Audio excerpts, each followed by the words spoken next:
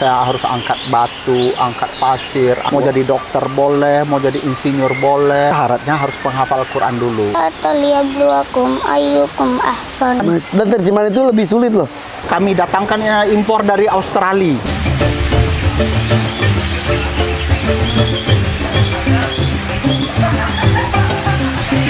Kalau penghafal Al-Quran lagi ada di apiari, udah nyebarin cacing, mereka lagi perang-perangan sifat-sifatan air, guys. Itu kejemur. Jadi kita dibikin takjub kembali dengan kehebatan anak-anak para penghafal Al-Quran. Nih kita lagi ada di apiari, anak-anak penghafal Al-Qurannya tuh lagi berinteraksi dengan alam. Tadi ngebantuin juga nyebarin cacing buat tanaman dan juga buat burung-burungnya. Nih bersama saya di sini nih ada Abuya Mutakin. Abuya atau Buya sih, Buya? Abuya. Abuya Mutakin.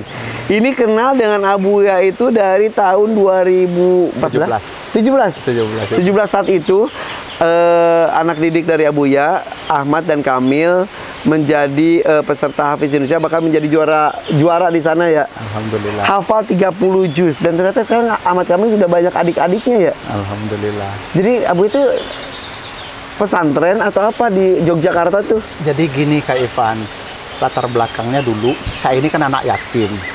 Saya merasakan gimana susahnya hidup seperti jadi anak yatim itu.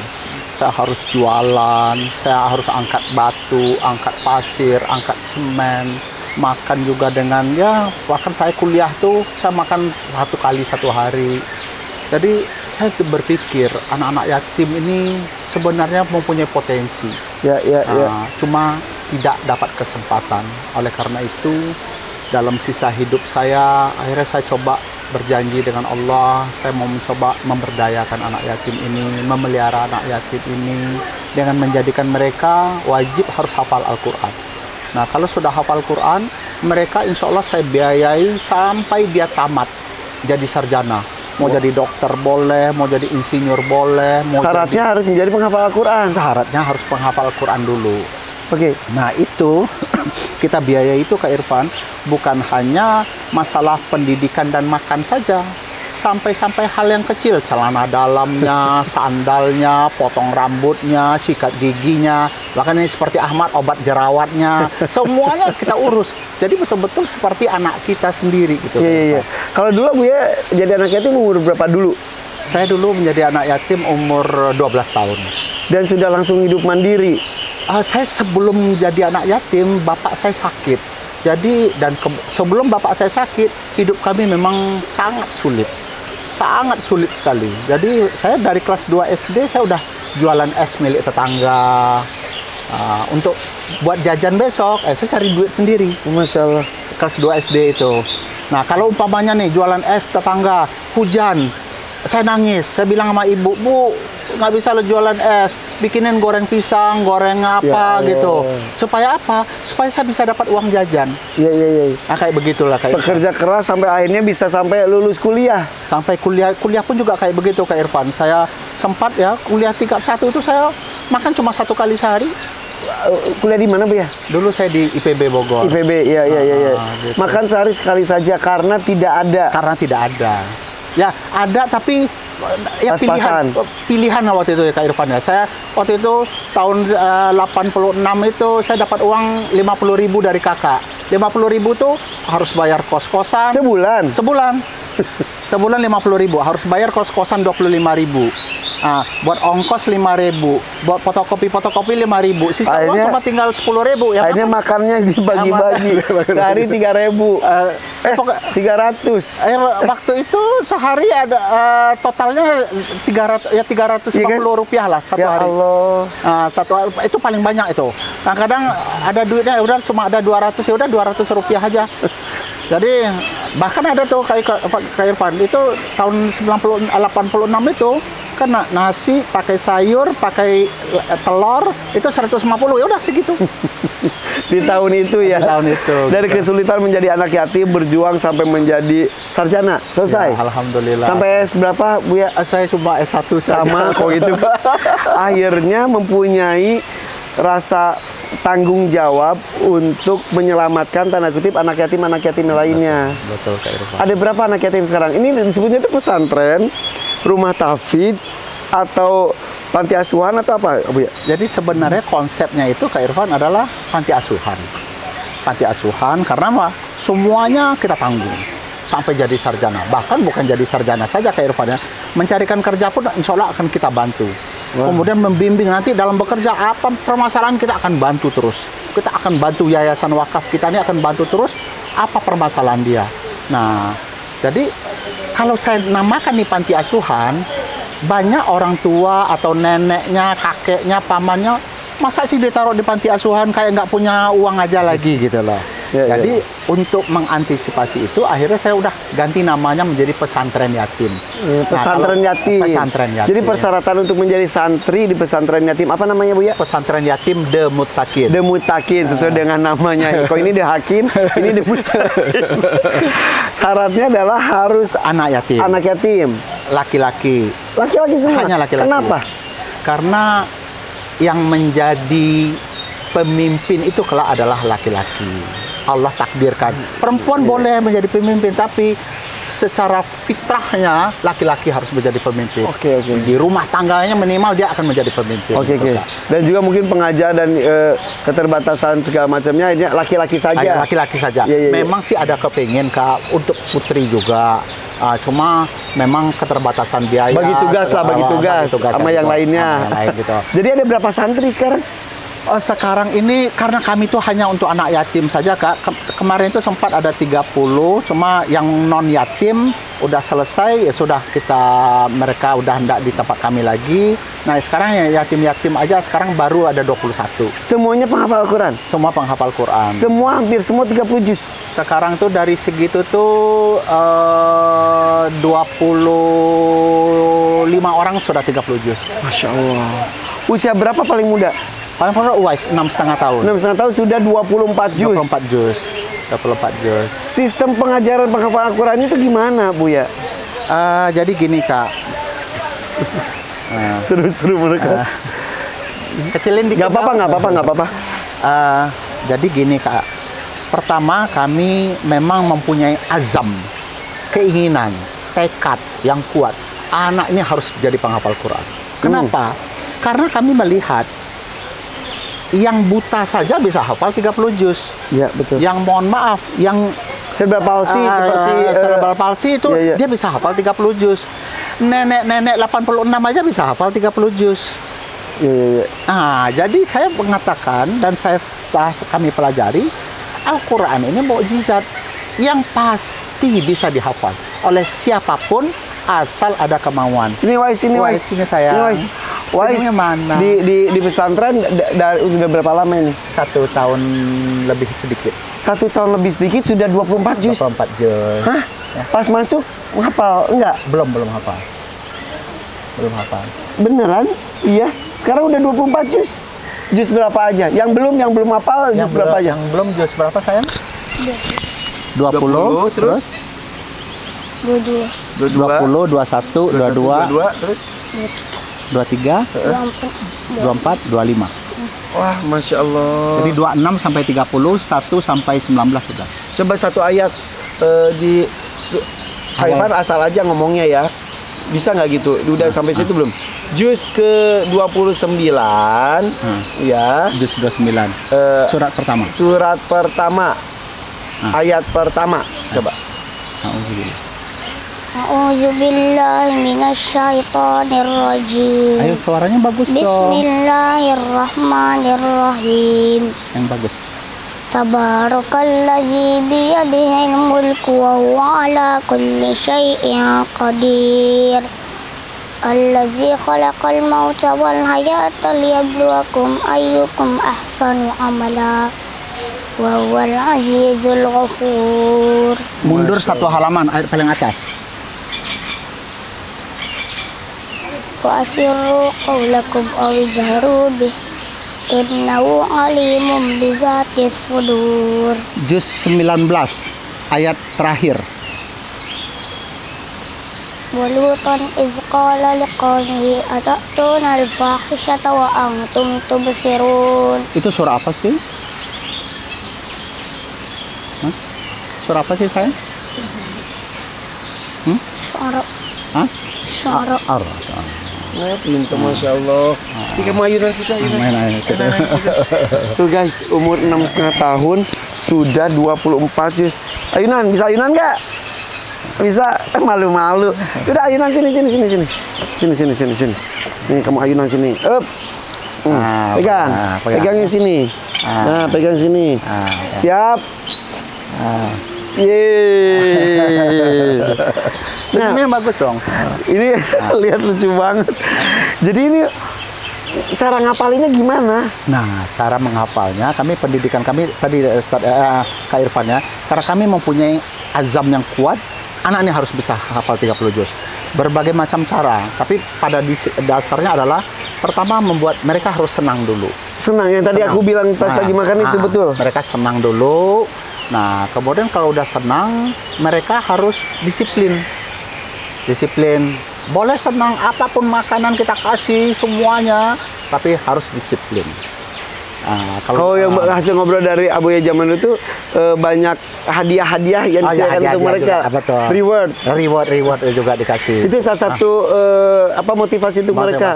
Jadi kalau kayak nih, dia target nih, dia maunya apa? Mau minta apa? Oh, mau minta beng-beng, ayo. Mau minta tenggo, ayo. Ada yang mau minta sate padang, ayo. Mau minta empe-empe, ayo. Asal hafal dulu. Targetnya tercapai dulu.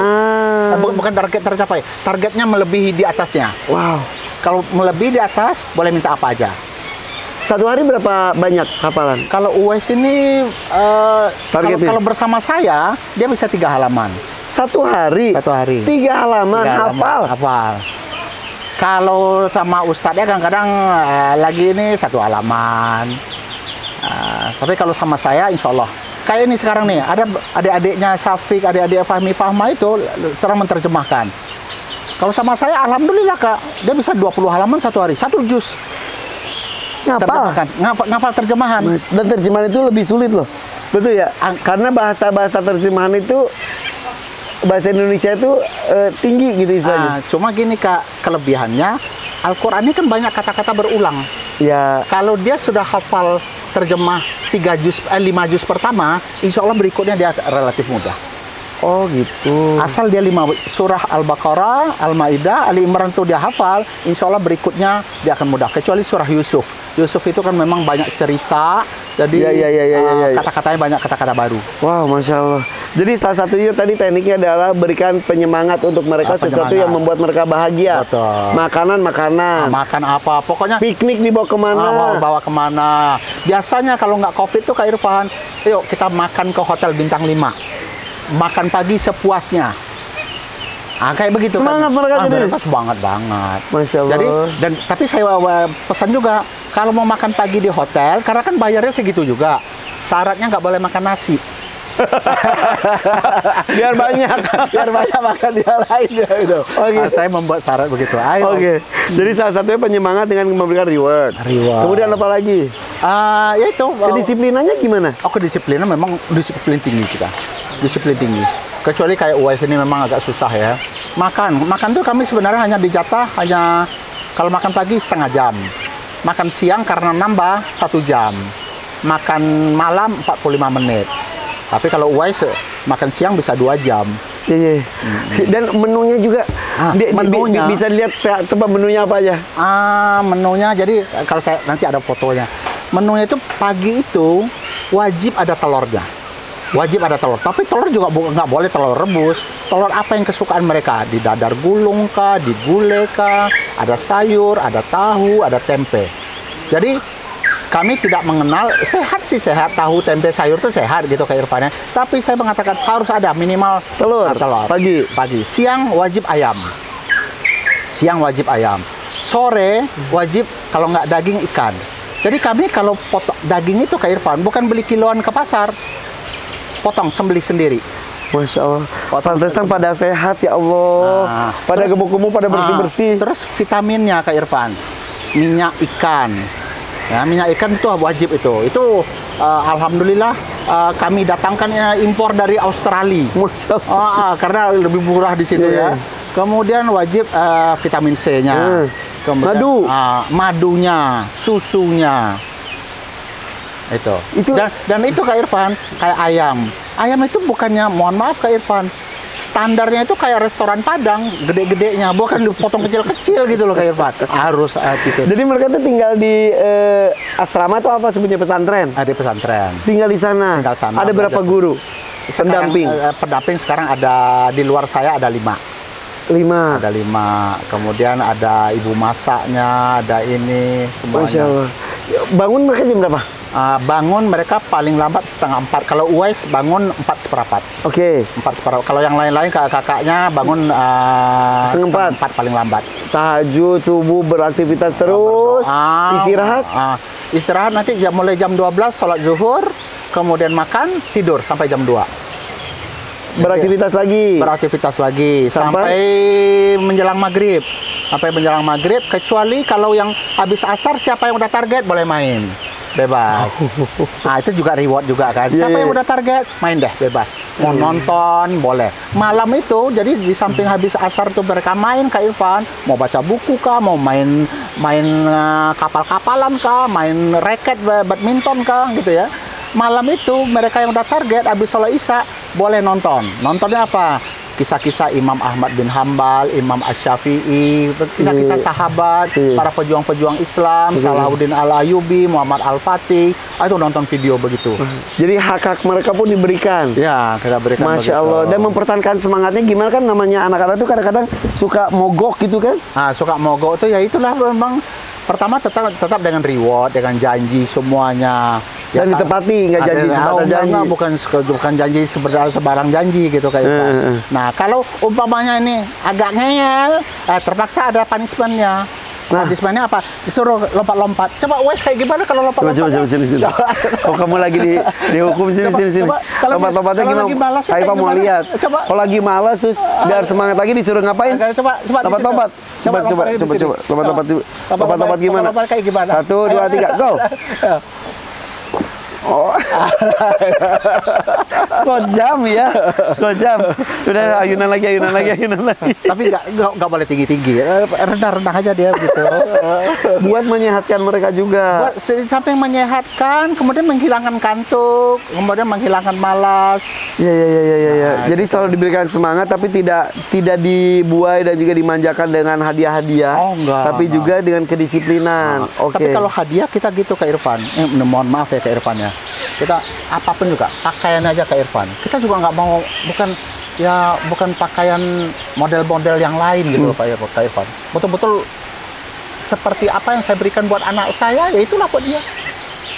Kebetulan alhamdulillah sekarang ini yang memberi kami kan biasa membeli dari Muslim Madani. Iya. Itu kan berkelas banget tuh. Iya. Cuma beliau itu, Ibu Elsa itu, udah Bu ya, berapa kebutuhan santri saya nanggung deh. Iyalah. Nah itu. Kayak begitu akhirnya semua saya dapat kayak begitu. Semua gitu. berebut untuk mendapatkan dan juga kecipratan keberkahan dari para penghafal Al-Quran ini. Kayak ini tempo hari. Siapa? Teman Kak Irfan, Mas Gilang Dirga. Iya. Waktu itu, Buya lagi ngapain? Ya nih, mau siap-siap mau potong sapi, rutin kan gitu ya. Terus, waduh, Buya boleh nggak sapinya dari saya katanya. Jadi waktu itu, ya boleh aja kalau memang Mas Dirga mau, Mas Gilang mau, itu ya udah. Akhirnya waktu itu beliau, udah. Saya kirim ya Buya ya, saya kira. Itu semua tuh berebut. Tapi kan ya itu ya. Pasti tidak semulus yang dibayangkan juga kan. Ya, pasti. Ada kesulitan dan lain-lain. Apalagi kalau diiringi dengan suatu niat, cita-cita yang besar gitu ya Kak Irfan ya. Apalagi saya kan memang betul-betul gimana anak-anak ini dengan kapasitas 400 orang itu nanti Kak Irfan. 400 orang gimana? Kapasitas pesantren kami itu udah kami bangun dengan kapasitas 400 orang. Jadi kapasitas saya, jadi satu bulan satu angkatan itu 25 orang. 25 orang dari kelas 1 SD sampai mahasiswa tingkat 5. Oke. Atau kalau kedokteran nantinya targetnya. Nah, itu nanti kalau udah penuh tingkatan ini masuk 25, tamat 25. Masuk 25 kelas 1 SD, tamat jadi sarjana 25. Oh, jadi terus ngalir. Terus. Jadi itu target ke depannya. Targetnya ke depannya. Nah, cita-cita kami apa Kak Irfan? 1. Jadilah generasi teladan yang dapat meninggikan kemuliaan Islam dan Indonesia Raya. Islam dan Indonesia Raya ini dua yang tidak boleh dipisahkan. Islam harus bangkit, mulia, terhormat, dengan akhlak yang rahmatan lil alamin, tapi kita NKRI, negara kita ini tetap bersatu di dalam rahmatan lil alamin tadi. Itu konsep saya. Masya Allah. Jadi memang kan mencintai negeri juga itu salah satu bagian dari keimanan juga. Betul. Dan itu dididik juga kepada anak-anak ini. Ini sekarang nih, kalau orang lain menyanyikan lagu Indonesia Raya, Kak Irfan, sekali sepekan, anak-anak kita setiap hari jam 10 menyanyikan lagu Indonesia Raya, Janji Santri. Wow, Masya Allah. Wow, Masya Allah. Itu. Wah, ini kebayang nggak sih masa depan Indonesia kalau dipimpin oleh teman-teman anak-anak kita nih, masa depan kita ini dengan hafal Al-Quran, kecintaan yang tinggi pada negeri, akhlak, jujur, disiplin, adil, suka menolong, bertanggung jawab. Nah, ini 5 nih, Kak.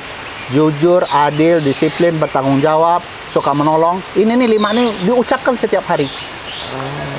Ucapkan setiap hari, harus menjadi itu. Wah, alhamdulillah. Terus kegiatan hari ini juga tadi saya libatkan untuk nyebarin cacing itu, bagus nggak Bu ya? Oh, senang banget. Pertama mereka senang, dan yang kedua ini adalah bagian dari dia mengenalkan ciptaan Allah yang lain. Oh ya nih, oh ini cacing begini. Jangan hanya pernah mendengar cacing tapi nggak tahu. Karena pernah lagi. Pernah saya Kak Irfan melihat orang nanya, ada anak-anak, pohon padi itu tinggi apa enggak? Pohon beras itu tinggi apa enggak? Pohon beras. Jadi ini kita kenalkan gitu loh Kak Irfan. Bahkan kami dalam kurikulum kami nanti mereka kalau sudah di kelas 1 SMA mulai, mereka harus ikut terjun ke sawah, ikut ke kolam ikan, ikut pelihara ayam bebek. Itu program kita tuh. Setiap bulan harus mereka tahu. Aduh. Abu ya banyak banget pahalanya sih Abu ya. Masya Allah. Nih saya bertemu dengan para penghafal Al-Quran kan dalam setahun tuh ya, dalam sebulan full di Ramadan lah istilahnya ya, atau di hari-hari yang lain. Kalau Buya tuh setiap hari berinteraksi dengan para pecinta Al-Quran ini. Mulai dari sebelum bangun tidur sampai tidur lagi. Apa yang Buya rasakan? Bagi saya adalah satu kebahagiaan, ketenangan yang amat luar biasa. Capek, betul capek Kak Irfan. Capek, tapi saya bahagia. Hati saya tenang. Dan sekarang itu yang saya sedihkan ya Kak Irfan ya. Allah takdirkan saya 2,5 tahun lalu sakit. Saya minta kepada Allah, ya Allah, kasih saya kesempatan untuk bisa mengantarkan mereka. Paling tidak ya Allah, kalau Engkau kelamaan menurut Engkau ya Allah, kasih saya kesempatan, saya selesaikan bangunan mereka. Saya selesaikan bangunan mereka ya Allah. Asramanya, rumah gurunya, untuk mahasiswanya, saya selesaikan ya Allah. Karena apa Kak Irfan? Saya nggak mau di kemudian hari kalau saya meninggal, ini mereka ini, ya mohon maaf dalam tanda petik, ngemis minta sana kini. Saya nggak mau itu Kak Irfan. Saya nggak mau itu. Jadi itu ketakutan yang Abu ya rasakan sekarang? Saya ketakutan itu aja. Saya kalau Allah takdirkan umur saya singkat, saya belum menyelesaikan itu. Makanya saya sekarang tuh mencoba, udah saya selesaikan. Dan semuanya juga Kak Irfan, saya nggak mau di kemudian hari anak keturunan cucu cicit saya mempermasalahkan ini. Jadi saya udah wakafkan aja semuanya. Wakaf semua. Ini semua udah wakaf. Pesantrennya, kos-kosannya. Ada kos-kosan kami bangun ada 99 kamar di samping Sarjito, Rumah Sakit Sarjito UGM itu Kak Irfan, 99 kamar. Kamar mandi di dalam, pakai AC lengkap semuanya. Dan itu dekat banget dengan kedokteran, cuma nggak sampai 200 meter. Itu udah wakaf deh. Ya, saya nggak mau di kemudian hari anak cucu cicit saya otak-atik ini. Ini udah milik Allah, nggak boleh lagi. Masya Allah. Nah, gitu, kayak gitu. Pesantren juga udah kayak begitu.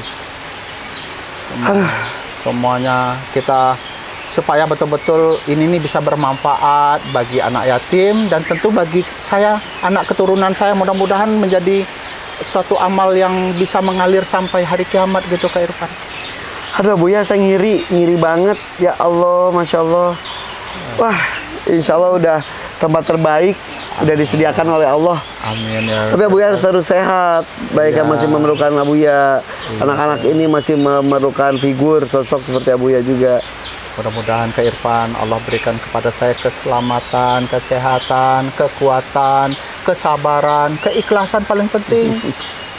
Keikhlasan, keistiqomahan dalam ini Kak Irfan. Ya. mudah-mudahan. Oke, mudah-mudahan ini menginspirasi ya Abuya, dengan caranya kita pun bisa melakukan dengan cara kita untuk menyantuni anak yatim. Kalau tidak bisa menyantuni secara langsung, tidak bisa mencintai, jangan sakiti mereka, udah itu aja dulu. Betul ya? Iya, karena kalau menyakiti, aduh dosanya. Karena kan gini Kak Irfan, amalan yang kenapa saya memelihara anak yatim dan penghafal Quran Kak Irfan, satu, orang yang memelihara anak yatim kata Nabi SAW akan begini. Begini artinya apa Kak Irfan? Begini nih berarti satu surga, satu tempat dekat dengan Nabi SAW. Nabi SAW itu kan di surga tertinggi, Kak Irfan. Berarti orang yang memelihara dan mendidik anak yatim, insya Allah dia akan berada di surga tertinggi. Dan ini tidak cuma satu, dan ini juga dipelihara dengan menjadi penghafal Al-Quran. Yang kedua itu tadi, semulia-mulianya kalian kan adalah para penghafal Quran, keluarga Allah. Kita didik mereka, dan orang penghafal Quran, kalau Kak Irfan ingat, mungkin saya Ali Jaber dulu mengatakan naik sampai surga tertinggi juga para penghafal Quran ini. Kalau dia hafal 30 juz, mungkin sampai mati, insya Allah dia surga tertinggi. Masya Allah. Nah, kita memelihara, menyiapkan mereka ini gitu Kak Irfan. Jadi pahalanya insya Allah, asal kita mengharapnya ridho Allah saja.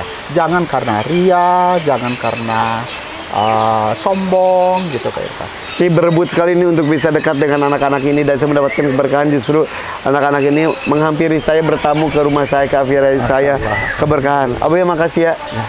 Makasih banyak, mudah-mudahan membakar semangat kita untuk mencintai negeri, mencintai agama kita, mencintai Al-Quran, dan tujuan akhirnya tetap kita ke surga Allah SWT. Kita dari mana, untuk apa, dan akan kembali kemana. Makasih Abuya ya. Berlomba-lomba dalam kebajikan guys. Abuya dengan caranya, ayo lu dengan cara gimana, gue dengan cara gimana. Kita telaah diri sendiri kita ya. Lakukan yang terbaik apa semampunya kita, sesuai dengan potensi diri kita ya. Allah tidak akan membebani sesuai dengan kemampuan kita. Tapi berbuatlah. Berbuatlah.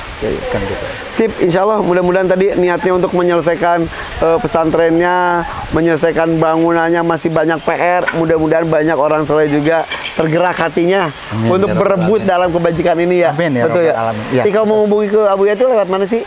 Mau di-share IG-nya atau nomornya atau apa? Ya, di IG ada Mutakin Official atau Ahmad Kamil Official. Kemudian di apa namanya, kalau di situ juga ada informasi lengkap mengenai kami. Siap. Oke. Sip, The Mutakin bersama dengan Abuya Mutakin. Ike Mutakin. Mutakin. Oke. Pamit ya guys. Thank you, mudah-mudahan menginspirasi anak-anak tuh. Seneng banget. Gue jarang banget mendengar mereka lepas seperti itu, karena mereka tuh sopan gitu. Biarkan mereka bebas seperti layaknya anak-anak yang lainnya ya. Senang sekali. Oke. Thank you guys. Kisah mereka juga ada di Hakim Channel ya, yang menyebarkan cacing dan juga melepaskan burung yang ada di aviari. Bye-bye. Assalamualaikum. Assalamualaikum warahmatullahi wabarakatuh.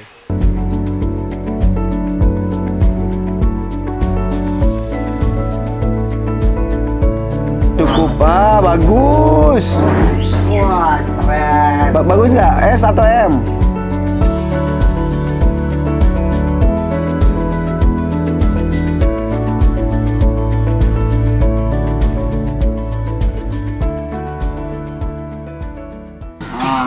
Coba bab tentang tasyahud.